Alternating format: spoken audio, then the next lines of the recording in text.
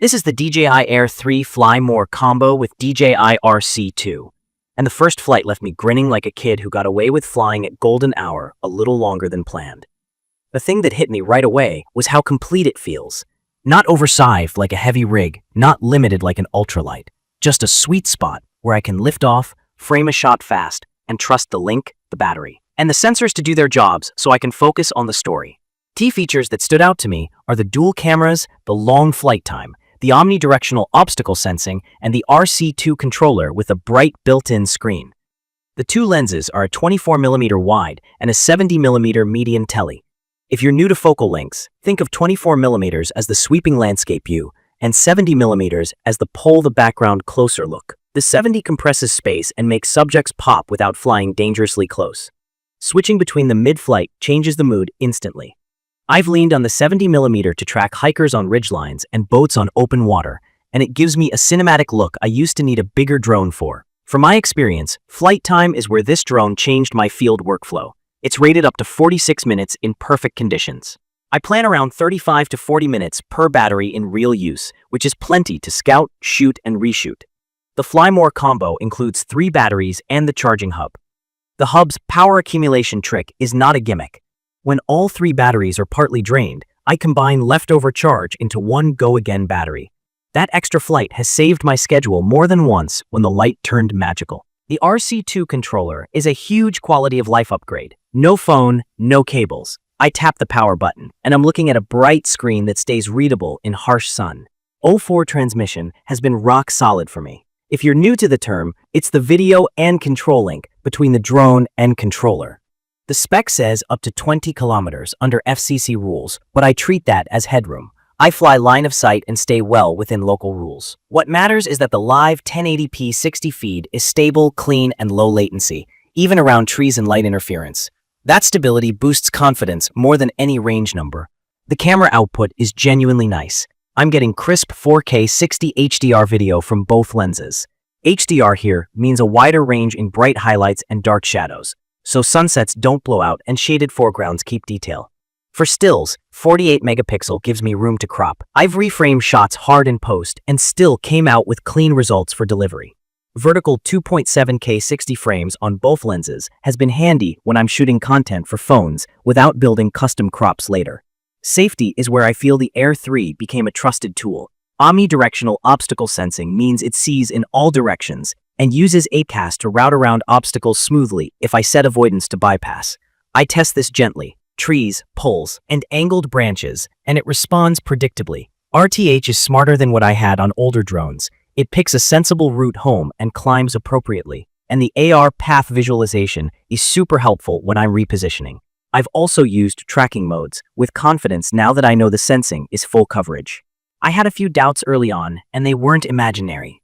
In my opinion, the biggest trade-off is the 1/1/3 inch sensor shared by both lenses instead of the 1-inch sensor on the older Air 2S.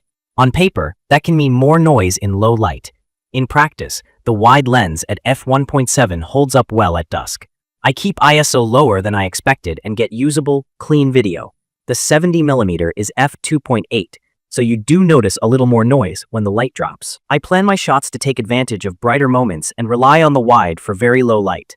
Another real pain point is raw stills. The DNG files show purple-green fringing in high-contrast edges, especially surf lines and backlit branches. Until Lightroom and others add a lens profile, I'm doing manual corrections. That's slower than I'd like, and if I push it, colors can get a little weird. JPEGs look fine because the drone applies its corrections. For fast client delivery, I often shoot 48MP JPEG or use 12MP mode when I know I'll be sending images same day. If you're a raw, heavy shooter, just be aware of the extra cleanup work. Build quality feels right. The airframe is sturdy and folds small. At about 720 grams, it holds its line in wind better than a 250-gram Mini, but still travels comfortably. The included bag in the combo keeps the kit organized so I can deploy quickly. Noise is reasonable. The low-noise props help, but it's still a drone.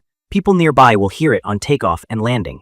Setup is straightforward. I activate in the DJI Fly app, which I downloaded from DJI's site since it's not on Google Play. Firmware updates have added useful features over time, including better tracking and helpful visual assists.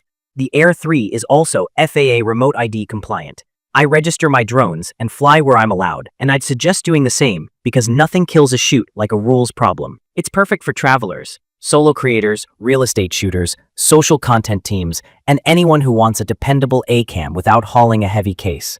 I've used it on paid shoots as my main aerial angle and didn't feel the need to back it up unless I was doing night-heavy work. I'd recommend this for people who care about reliable signal, strong battery life, and creative flexibility from two consistent-looking lenses.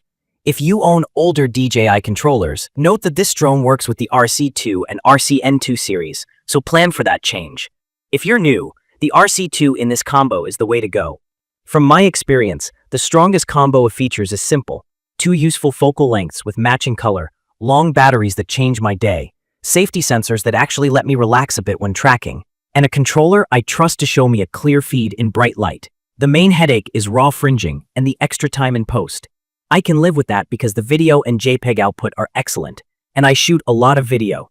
In my opinion, the Air 3 feels like DJI took the best parts of travel drones and the most important pieces of pro rigs and met in the middle. Key features like 4K 60 HDR, 48 megapixel stills, 04 transmission, omnidirectional sensing, and that 46-minute max battery make it a reliable daily driver. The value of the Fly More combo is real. 3 batteries plus the smart hub is not just convenience, it's a schedule saver. In conclusion, this is the drone I reach for when I want predictable, high-quality results without overthinking the rig. It has quirks, raw fringing, smaller sensor than a 1-inch camera, but the overall experience is fast, safe, and creatively rewarding. If you've been waiting for a compact drone that can be your primary camera in most situations, this fits that role with fewer compromises than I expected. I will share detailed information about the DJI Air 3 Fly More combo in the comments section, everyone. Thank you for watching.